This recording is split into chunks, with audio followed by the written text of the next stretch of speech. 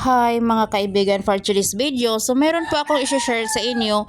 Pwede po tayong magbigay ng tips at tutorial sa kapwa natin content creator based sa ating na-experience. Kahit sabihin ng iba nga pang kinder lang yung views natin sa ating mga video, actually, mahina po talaga ang mga views natin ngayon.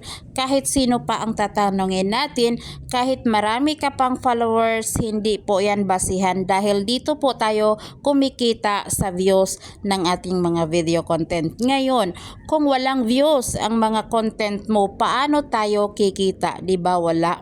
Kadalasan sa mga video content ko ngayon ay zero earnings. So no choice po tayo. Ang gagawin lang po natin ngayon ay magpatuloy pa rin, sipagan pa rin natin sa pag-upload ng mga content at tiyaga lang tayo. Dahil kapag napansin din tayo ni algorithm, tataas din yun bigla ang mga views sa ating mga video content. So isa po kasi sa dahilan kung bakit iniwan tayo ni algorithm yung pag-upload natin ng mga low quality nga mga video. Kaya hindi na na-recommend sa wider audience yung ating mga video nga ina-upload ngayon. So yan lang po ang share ko sa inyo mga kaibigan. Thank you for watching. Bye-bye.